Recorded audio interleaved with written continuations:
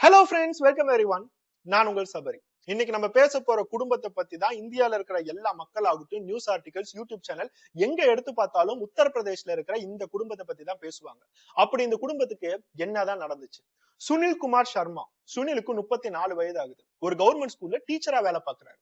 அவரோட மனைவி பேரு பூனம் பாரதி. பூனம்க்கு 30 வயது ஆகுது. வீட்டை நல்லபடியா கவனிச்சுக்கிறாங்க.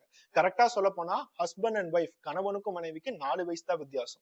4 வயசு வித்தியாசத்துல அவங்க எவ்வளவு ஒற்றுமையா இருப்பாங்க. அவங்க ரெண்டு பேரும் நினைக்கிற எல்லா விஷயங்களும் ஒரே மாதிரிதான் இருக்கும். ரொம்ப அந்யோன்யமா இருப்பாங்க. அவங்க ரெண்டு பேத்துக்கும் கல்யாணம் ஆகி 6 வருடங்கள் பக்கம் ஆயிருக்கு. கல்யாணமான அடுத்த ஒரே வருஷத்துல ஒரு அழகான பெண் குழந்தை.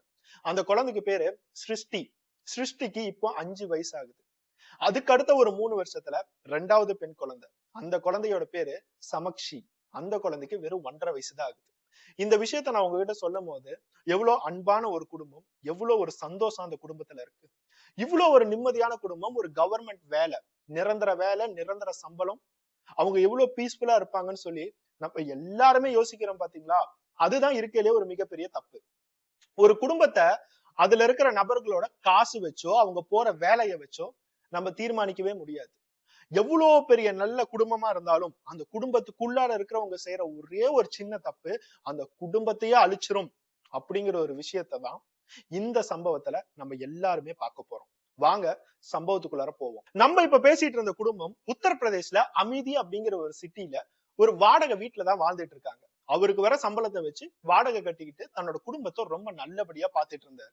சுனிலுக்கு தினமும் காலையில 9 மணி ஆனிச்சுன்னா ஸ்கூலுக்கு போவாரு. ஸ்கூலுக்கு போய் அங்க இருக்கிறவங்க எல்லாத்துக்குமே பாடம் எடுத்துட்டு சாயந்தரம் 6 மணிக்கு தன்னோட குடும்பத்தை பாக்குறதுக்கு ஆசையோட வருவார்.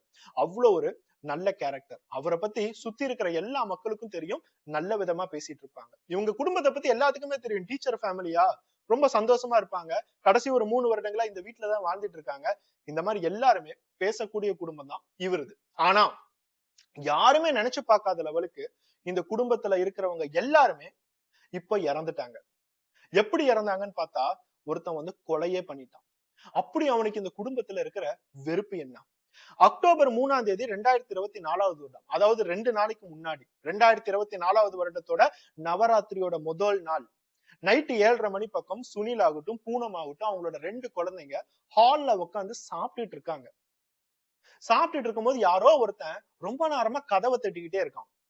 சுனில் கையில சாப்பிட்ட கையோட அந்த கதவை திறக்க போறாரு. நைட் டைம் யாராச்சும் கதவை தட்டினாங்க அப்படின்னா எப்பயும் சுனில் தான் போய் கதவை திறப்பாரு. அவரு கதவை திறக்கும் போது கொஞ்சம் கூட நினைக்கல கையில இருக்கிற சாப்பாடு காஞ்சு போகிறதுக்குள்ளார என்னோட உயிர் மட்டும் இல்ல, என்னோட ஒய்ஃபோட உயிர், என்னோட குழந்தைங்களோட உயிர் எல்லாமே போயிரும்னு அவர் யோசிக்கவே இல்லை. அவர் கதவை திறந்த அடுத்த நிமிஷம் 4-5 பேர் பக்கம் அவரை தள்ளிக்கிட்டு உள்ளார வந்திருக்காங்க. உள்ளார அதுல ஒரே ஒருத்தன் அவன் பாக்கெட்ல இருந்த கன் எடுத்து அவங்க 4 பேத்தையுமே சரமாரியா சுடுறான். 9 டைம் சுட்டிருக்கான். டோட்டலா அந்த கன்ல இருந்து 9 புல்லட் வெளியே வந்திருக்கு. சுத்தி இருக்கிற எல்லா மக்களுக்கும் இது ஒரு கன் சவுண்ட் அப்படிங்கிறது நல்லாவே கேக்குது. எல்லாருமே பயந்து போய் பக்கத்து வீட்டுல என்ன நடக்குதுன்னு சொல்லிட்டு வீட்டுக்குள்ளாரையே உட்காந்து கவனிச்சிட்டு இருக்காங்க. அந்த கன் சவுண்ட் அடுத்த 5 நிமிஷத்துல உள்ளுக்குள்ளார இருந்து அந்த 5-6 பேர் பக்கம் அப்படியே வெளியே போய் எஸ்கேப் ஆயிட்டாங்க. யார் உள்ளார வந்தாங்க, எதுக்காக சுட்டாங்க, உள்ளார என்ன நடந்துச்சு, யாருக்கும் எதுவுமே தெரியல. அங்க இருக்கிற நபர்கள் எல்லாம் வெளியே போனதுக்கு அப்புறம் தான் பக்கத்து வீட்டுக்காரங்க எல்லாருமே உடனே ஓடிக்கிட்டு உள்ளார பாக்குறாங்க. ஆனா உள்ளார பார்த்தா அவங்களுக்கு ஒரு கொடூரமான காட்சி. 4 பேருமே ரத்த வெள்ளத்துல தரையில விழுந்து கிடக்குறாங்க. 1.5 வயசு குழந்தையாகட்டும், 5 வயசு குழந்தையாகட்டும், அவங்களையும் சுட்டிருக்கான் இவன். யாரு சுட்டாங்க அப்படிங்கிற ஒரு ஐடியாவும் இல்ல. உடனே அங்க இருக்கிற மக்கள் போலீஸ்க்கு கால் பண்றாங்க. போலீஸ் டீம், ஃபாரன்சிக் டீம் எல்லாமே அந்த இடத்துக்கு வராங்க. ஒரு சைடு ஆம்புலன்ஸும் வருது. ஆம்புலன்ஸ் இந்த 4 பேரோட உடம்பையும் ஆம்புலன்ஸ்ல வச்சு ஹாஸ்பிட்டலுக்கு கூட்டிட்டு போய் காமிச்சா இவங்க 4 பேரும் இங்க எப்பவோ இறந்துட்டாங்க. கரெக்டா சொல்ல போனா அவங்களோட உடம்புல குண்டு பாஞ்ச அடுத்த 5 நிமிஷத்துல அவங்க இறந்திருப்பாங்க. நீங்க இறந்ததுக்கு அப்புறம் டெட் பாடி தான் கூட்டிட்டு வந்திருக்கீங்க அப்படிங்கறத அந்த டாக்டர் சொல்றாங்க. கொஞ்சம் செகண்ட்ல ஒரு குடும்பமே அழிஞ்சிருச்சு. அந்த குடும்பத்துல 5 வயசு குழந்தையும் 1.5 வயசு குழந்தையும், பெண் குழந்தை. இந்த விஷயத்த கேட்கும் போது எத்தனை பேருக்கு இது ஒரு பாதிப்பா இருக்கும் அப்படிங்கிறது தெரியல. ஆனா எனக்கும் 1.5 வயசு ஒரு குழந்தை இருக்கும் போது அந்த குழந்தைய நினைச்சு பாக்குறதுக்கு அது ஒரு சிரமமான விஷயமா தான் இருக்கு.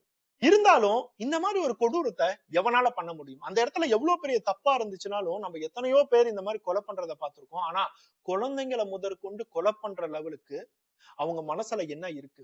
உண்மையாலுமே இது ஒரு திருட்டு கும்பலா? எல்லாத்தையுமே கொன்னுட்டு ஏதாச்சும் திருடிட்டு போகணும்னு நினைச்சிருக்காங்களா? போலீஸ்க்கு இந்த மாதிரி ஏகப்பட்ட சந்தேகங்கள் இருக்கு. ஆரம்பத்துல ஒரு திருட்டு கும்பல் உள்ளார போய் எல்லாத்தையுமே கொன்னுட்டு வீட்டுல இருக்கிற எல்லாத்தையுமே தூக்கிட்டு போயிட்டாங்க அப்படிங்கறத நினைச்சாங்க. ஆனா வீட்டுல இருக்கிற எல்லாத்தையும் தூக்கிட்டு போகணும் அப்படின்னா கணவன் மனைவி மட்டும் சுட்டுட்டு அவங்க தாராளமா தூக்கிட்டு போலாம். ஆனா 1.5 வயசு குழந்தையும் 5 வயசு குழந்தையும் கொல்லணுங்கிற அவசியம் என்ன? வீட்டுல இருக்கிற எந்த விஷயமே காணாம போகல. எந்த விஷயமே யாரும் எதுவும் தொடக்கூட இல்ல. உள்ளார வந்திருக்காங்க, சுட்டிருக்காங்க, அவங்க பாட்டுக்கு வெளியே போயிட்டாங்க. சோ இப்பதான் போலீஸ்க்கு இது ஒரு ரிவெஞ்சா இருக்குமோ அப்படிங்கிறது தோணுது. யாரோ ஒருத்தவன் இவங்களை கொல்லணும்னு நினைச்சுதான் உள்ளார வந்து கொண்டிருக்கான். யாரா இருக்கும்? போலீஸ் இது எல்லா விஷயங்களையும் விசாரிச்சுட்டு இருக்கும் போதுதான் இதே குடும்பத்துல இருந்த அந்த பூனம் பாரதி அப்படிங்கிறவங்க பக்கத்துல இருக்கிற ஒரு போலீஸ் ஸ்டேஷன்ல போய் ஒருத்தவன் மேல ஈவ்டீசிங் கம்ப்ளைண்ட் கொடுத்திருக்காங்க. அவனோட பேரு தான் சந்தன் வர்மா.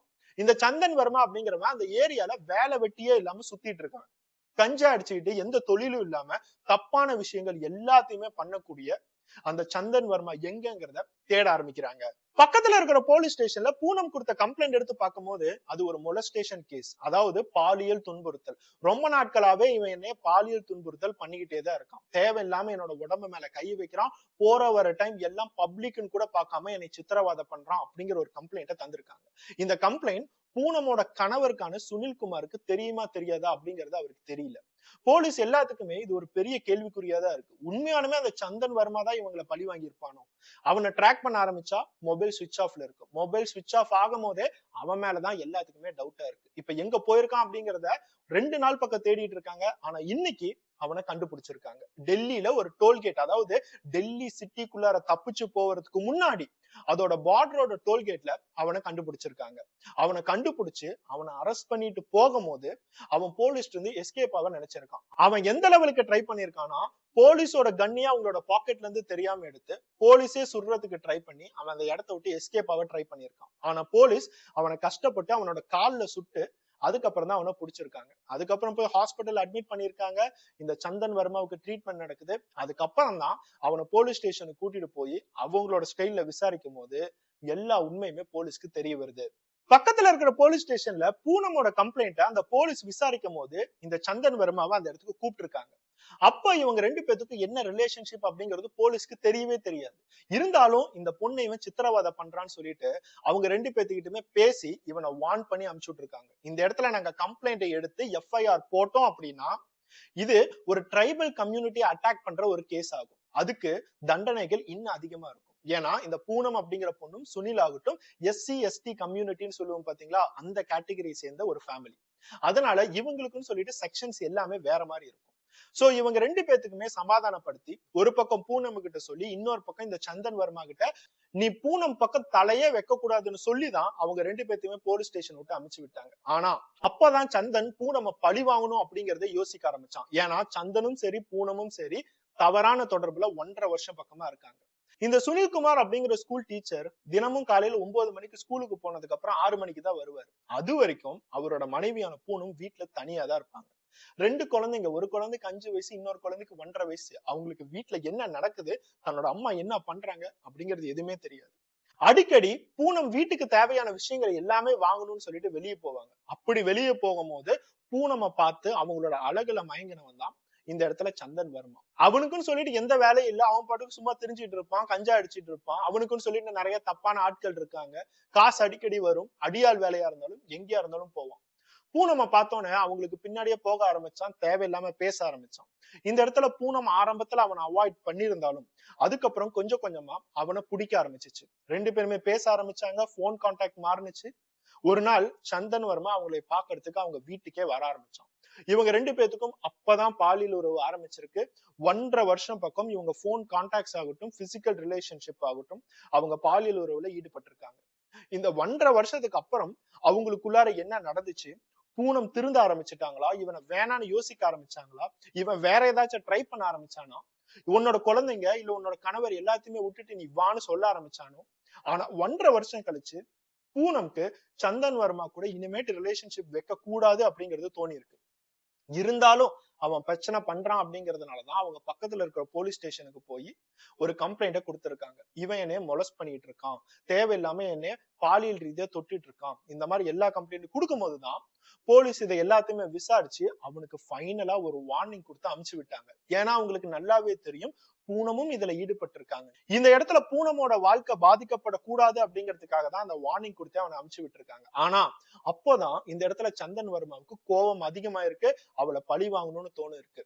அன்னைக்கு நாள் நைட்டு முழுக்க அந்த பூனம்க்கு வாட்ஸ்அப்ல கோபமா மெசேஜ் பண்ணிருக்கான். கடைசியா அவன் செஞ்ச மெசேஜ், அடுத்த கொஞ்ச நாட்கள்ல உன்னோட வீட்டுல 5 பணமாவது விழும், அது என்னோட சத்தியம், குறிச்சு வச்சுக்கோ அப்படிங்கறத சொல்லியிருக்கான்.